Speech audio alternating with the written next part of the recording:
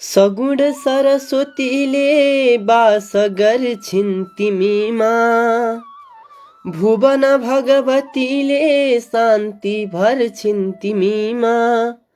महु शशि सरी तिम्रो तेजले जगमगाए, गुरुपद तलमा यो फूल मैले चढाए। गुरुपद तलमा यो फूल मैले चढाए। सुभाष उपाध्यायले रूपन्देहीबाट लेख्नु भएको गुरुवन्दना शीर्षकको मालिनी छन्दको रचनाको पहिलो श्लोकसँगै हार्दिक स्वागत छ। सृजनशील समाज नेपाल आश्रमको प्रस्तुति साहित्यको कहर सिजन 2 53औं श्रृङ्खलामा आज थोरै फरक ढङ्गले ल्याएका छौँ। थोरै फरक ढङ्गले आजबाट हामी अघि बढ्नेछौँ। आजबाट यहाँहरूले रेकर्डेड अडियो युट्युबमा मात्रै सुन्न पाउनुहुनेछ।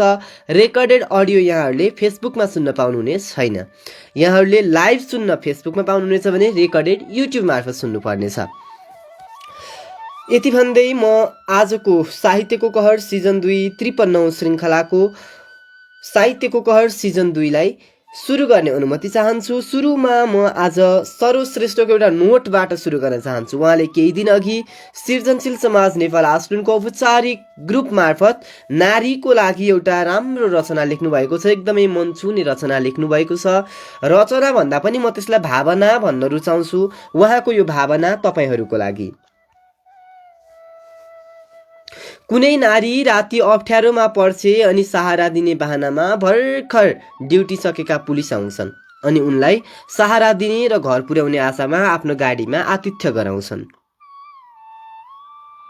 अतिथि देवो भव। हाम्रो नेपाली समाजमा अतिथिलाई भगवान मानिन्छ अनि जति सकिन्छ सेवा गरिन्छ अनि जति सकेको सहज वातावरण उपलब्ध गरिन्छ। तर यहाँ ठिक विपरीत पुलिसद्वारा अनेकौं असहज गतिविधि निर्माण गराई अतिथिलाई नै असहज परिस्थिति बनाइरहेको छ। यो कुनै चलचित्रको कहानी होइन, सत्य घटनामा आधारित रहेको कहानी हो। बलात्कारपछि हत्या भएको निर्मला जस्ता अन्य थुप्रै चेलीहरूप्रति समर्पित गरी दीप प्रज्वलन कार्यक्रम सकाएर घर फर्कने बेला घटेको घटना हो। यो घटना सुन्दा कता कता आँखा रसाएर आयो अनि त्यो पुलिसको वर्दीमा रहेको गुण्डादेखि रिस पनि उठ्यो।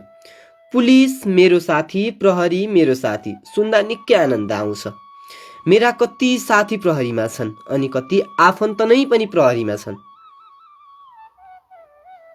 म सबै पुलिस यस्तै हुन्छन् भन्दिन। धेरै यस्ता छन् जसले हाम्रो शान्ति र सुरक्षाको लागि आफ्नो घर परिवार छाडेर लागेका छन् अनि म त्यस्ता राष्ट्र सेवकहरूप्रति हृदयदेखि नै सलाम गर्दछु। तर त्यस रातको यो घटनाले प्रहरीप्रतिको मेरो सम्मानमा केही आँच पुर्याएको छ। त्यस्ता नरपशु प्रहरीको वर्दीमा रहनु वर्दीको अपमान हुनेछ। प्रहरीप्रति जनमानसको सोचाइमा परिवर्तन आउनेछ अनि प्रहरीप्रतिको विश्वास घट्नेछ। यस्ता घटनाले प्रहरी शान्ति सुरक्षामा साँच्चै तल्लिन्छ त? अप्ठ्यारोमा निर्धक्क प्रहरीको सहारा लिन सकिन्छ? प्रहरी मेरो साँच्चै साथी हो भन्ने जस्ता विभिन्न प्रश्नहरू पनि उब्जिएको छ। एकदमै सुन्दर, एकदमै सत्य अनि एकदमै हृदय विदारक कुराहरू उहाँले समेट्नु भएको छ। साँच्चै प्रहरी मेरो साथी भनेर हामी स्लोगन टाँच्दै हिँड्छौँ। बाटामा चोक चोकमा प्रहरी मेरो साथीको ब्यानर हामी देख्न सक्छौँ। तर के साँच्चै प्रहरी हाम्रो साथी हो त? हामीहरू अन्यायमा परेको अवस्थामा, हामीहरू अप्ठ्यारोमा परेको अवस्थामा, अनि हामीहरूलाई दुःख साँगुरो परेको अवस्थामा के हामी निर्धक्कसित प्रहरीको चौकीमा वा प्रहरी सामुन्य उजुरी गर्न उहाँहरू मार्फत न्यायको आशा गर्न जान सक्छौँ त? के त्यो अवस्था सिर्जना भएको छ हाम्रो देशमा, कि त्यसको ठिक विपरीत भएको छ? यो सोच्न योग्य कुरा छ। वर्दी अर्थात् प्रहरीको वर्दी यो कुनै साधारण वर्दी होइन। प्रहरीको वर्दीमा न्याय लुकेको छ, प्रहरीको वर्दीमा राष्ट्र सुरक्षा लुकेको छ। यति मात्र नभई प्रहरीको वर्दीमा सिङ्गो राष्ट्रको अखण्डता समेत लुकेको छ। तसर्थ प्रहरीको वर्दीको सबैले सम्मान गरौँ। प्रहरीको वर्दीमा रहेका गुण्डाहरूलाई गोली ठोकेर मार्ने सम्मको कानुन बनोस्, यही आशाका साथ साहित्यको कहर सिजन 2 को अर्को रचना म वाचन गर्न चाहन्छु। अर्को रचना पनि मैले सरोज श्रेष्ठको नै लिएको छु। उहाँले हामीलाई 5वटा मुक्तक पठाउनु भएको थियो। 5वटा मुक्तक मध्ये म पहिलो मुक्तकतर्फ लागेँ। त्योभन्दा पहिला म कमेन्टतर्फ लाग्दछु। सरोज श्रेष्ठले सुन्दै हुनुहुन्छ, हार्दिक नमन व्यक्त गर्दछु। नमस्कार सम्पूर्णमा भन्नुभएको छ। स्वागत गर्दछु, सेयर गर्नु अनुरोध गर्दछु र पछि युट्युबमा पनि सुनिदिनु अनुरोध गर्दछु।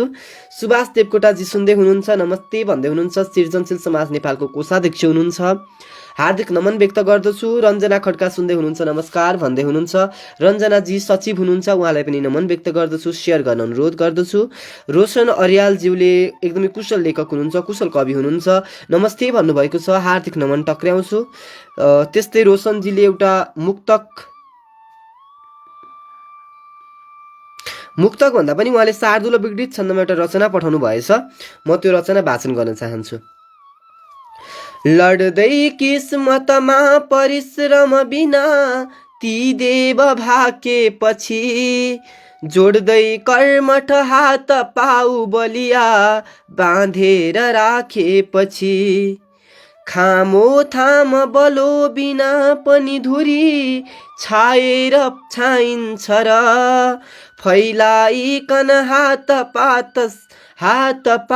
पाउ सहजै मागेर पाइन्छ र, फैलाइकन हात पाउ सहजै मागेर पाइन्छ र। नमन व्यक्त गर्छु कुशल कवि, कुशल लेखक रोशन अर्यालज्यूप्रति हार्दिक नमन व्यक्त गर्दछु, स्वागत गर्दछु, सेयर गर्नु अनुरोध गर्दै सरोज श्रेष्ठका 5 मुक्तकतर्फ म लागेँ।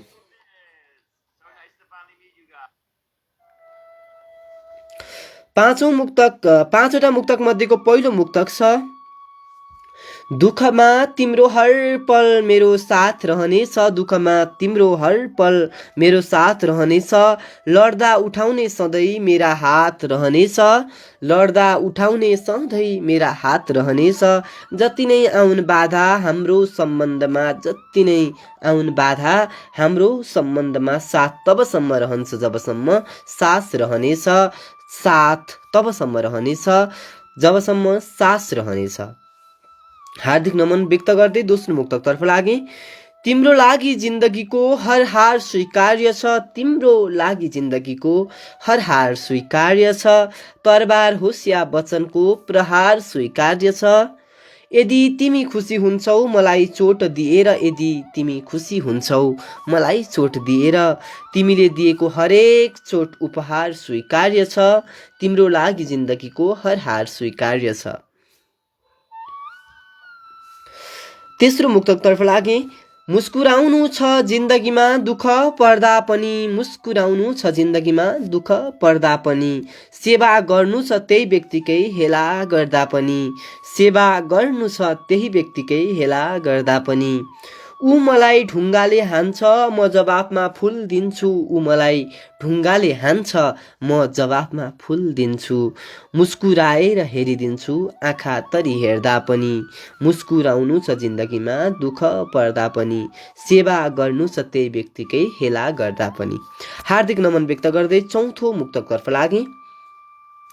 बारम्बार एउटै कुरा मलाई भन्न मन लाग्छ, बारम्बार एउटै कुरा मलाई भन्न मन लाग्छ, आफ्ना कति छन् दुनियाँमा गन्न मन लाग्छ, साथ दिने म छु नि भन्ने त धेरै छन्, ओरपर, साथ दिने म छु नि भन्ने त धेरै छन् ओरपर।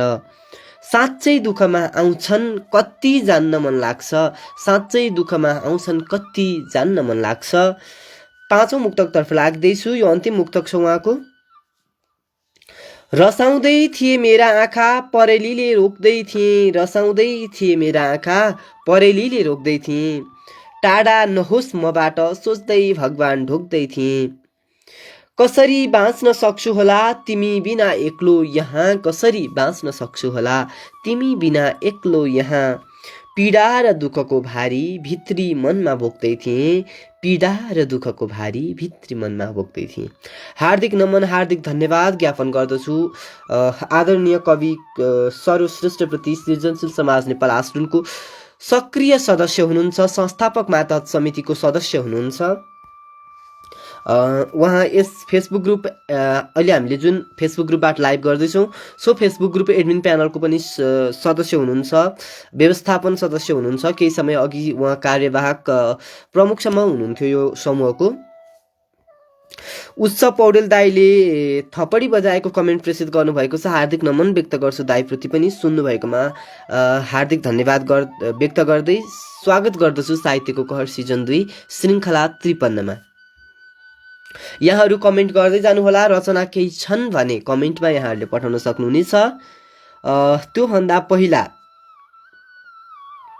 म भवानी खतिवडाज्यू सृजनशील समाज नेपालकी नवसक्रिय सदस्य हुनुहुन्छ। उहाँले 2वटा मुक्तक पठाउनु भएको छ, त्यो मुक्तक म वाचन गर्न चाहे। आजको श्रृङ्खला मुक्तकमय भयो, नत्र भने बेला बेला छन्दमय हुन्थ्यो। आजको मुक्तक अब 2वटा मुक्तक कृपया स्वीकार्नुहोस्। भवानी खतिवडाले बेलकोट गढी 9 नुवाकोटबाट पठाउनु भएको, हाल काठमाडौँबाट।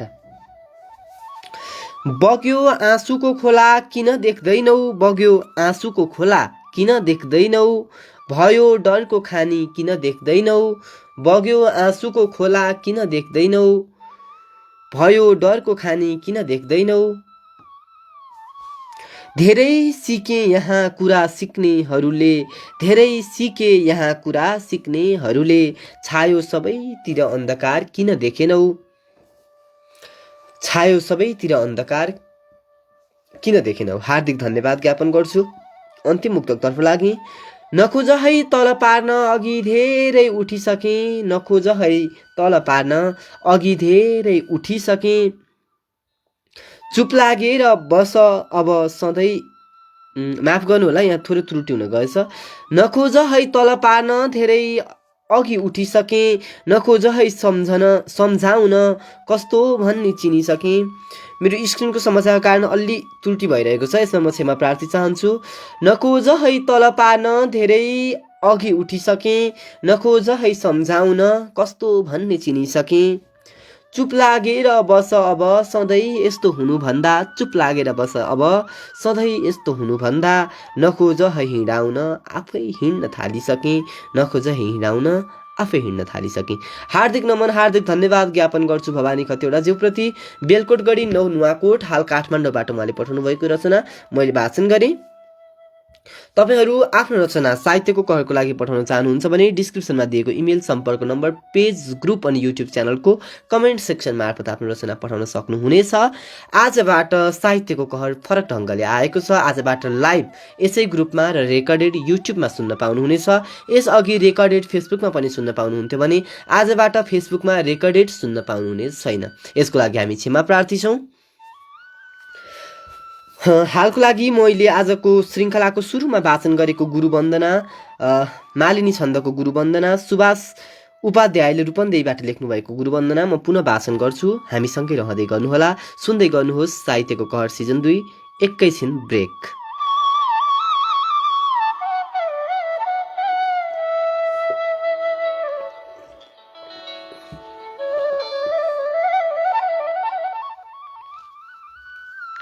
हजुर, हामी सुन्दैछौँ साहित्यको कहर सिजन 2 श्रृङ्खला 53। श्रृङ्खला 53 को अब अन्तिम रचनाको रूपमा मैले गुरुवन्दना लिएको छु मालिनी छन्दको। सो गुरुवन्दनाका म केही श्लोकहरू वाचन गर्नेछु। सुभाष उपाध्यायज्यूले रूपन्देहीबाट पठाउनु भएको छ। आदरणीय कविज्यूले उहाँको यो रचना म वाचन गर्न चाहन्छु। सम्पूर्ण गुरुप्रति समर्पित गर्दै, सम्पूर्ण गुरुहरूप्रति आधार भाव व्यक्त गर्दै स्वीकार्नुहोस् गुरुवन्दना। सगुण सरस्वतीले वास गर्छिन् तिमीमा, भुवन भगवतीले शक्ति छर्छिन् तिमीमा, महु शशिसरी तिम्रो तेजले जगमगाए, गुरुपद तलमा यो फूल मैले चढाएँ, गुरुपद तलमा यो फूल मैले चढाएँ। जलकण नभएको पोखरीमा आयौँ, जलकण नभएको पोखरीमा आयौ, दिनहु गुरु तिमीले ज्ञान बर्खा गरायौ, सुखद र प्रिय तिम्रो छत्र छायामा पाएँ, गुरुपद तलमा यो फूल मैले चढाएँ, गुरुपद तलमा यो फूल मैले चढाएँ। अनवरत पढायो भोक तिर्खा नमानी, अनवरत पढायो भोक तिर्खा नमानी, सुपथतिर लगायो शिष्यको जिन्दगानी, अनुसरण म गर्दै पाउ मेरा बढाएँ, गुरुपद तलमा यो फूल मैले चढाएँ, गुरुपद तलमा यो फूल मैले चढाएँ। रिससँग मुख घुर्दै होस तर्साइदिन्थ्यो, कटु वचन गढेको चित्त हर्साइदिन्थ्यो, भनु गुरु म गरुँ के, भन गुरु म गरुँ के, सम्झनाले सताए, गुरुपद तलमा यो फूल मैले चढाएँ, गुरुपद तलमा यो फूल मैले चढाएँ।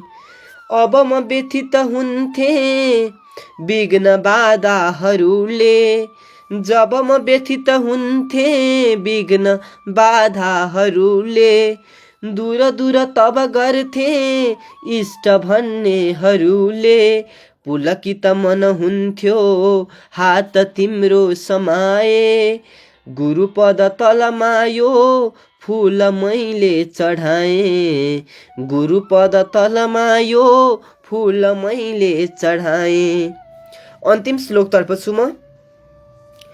तन मन रटनाले शुद्ध पार्ने तिमी हौ, तन मन रटनाले शुद्ध पार्ने तिमी हौ, सुललित रचनाले बुद्ध झार्ने तिमी हौ, बुद्ध अर्थात् ज्ञान, ज्ञान झार्ने तिमी हौ, गुरुजन महिमाको भव्य सङ्गीत गाए, गुरुपद तलमा यो फूल मैले चढाएँ, गुरुपद तलमा यो फूल मैले चढाएँ। धन्यवाद सुभाष उपाध्यायज्यू प्रति, धन्यवाद सम्पूर्ण श्रोताप्रति, धन्यवाद सम्पूर्ण सर्जकप्रति, धन्यवाद सम्पूर्ण साहित्यको कहर सिजन 2 लाई मन पराउने माया गर्नुहुने महानुभावहरूप्रति। सुन्दै गर्नुहोला साहित्यको कहर सिजन 2, सेयर गर्दै गर्नुहोला। युट्युब मार्फत सुन्दै गर्नुभएका श्रोतावृन्दहरूले मन परेमा लाइक कमेन्ट सेयर, मन नपरेमा कमेन्ट मार्फत कमी कमजोरी औँल्याउनुहोला। च्यानल सब्सक्राइब नगर्नु भएको भए कृपया च्यानल सब्सक्राइब गरिदिनुहोला। यहाँहरूले च्यानल सब्सक्राइब गर्नुभयो भने हामीमा थप ऊर्जा आउँछ र हामीले थप श्रृङ्खला ल्याउँदै जान सक्नेछौँ। आगामी श्रृङ्खला अर्को हप्ता नभई अर्को चाहिँ हप्ता 2077 साल मङ्सिर 16 गते मङ्गलबार बेलुकी 8 बजे लिएर म आफै उपस्थित हुनेछु। सुन्दै गर्नुहोला साहित्यको कहर सिजन 2 54औं श्रृङ्खला। आजको लागि यति भन्दै बिदा माग्न अनुमति चाहन्छु। हार्दिक धन्यवाद, हार्दिक नमन। शब्दसँगै सेवा गर्छ संस्कृतिको उत्थान अनि जय देश जय राष्ट्र नारा लाउँछ आफ्नो पनि। शुभरात्रि, धन्यवाद।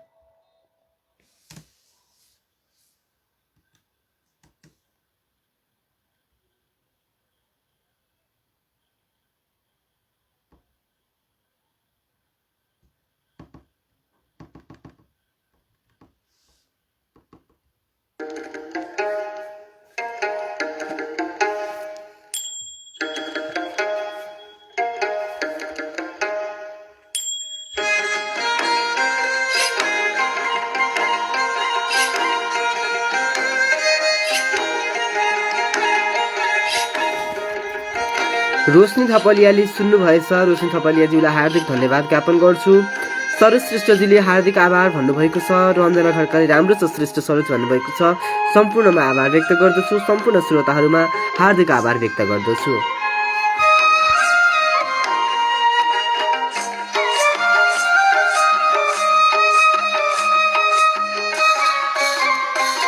सरोज श्रेष्ठले शुभरात्रि भन्नुभएको छ। हार्दिक नमन, हार्दिक शुभरात्रि व्यक्त गर्दछु। सुन्दर स्वप्नको कामना व्यक्त गर्दछु।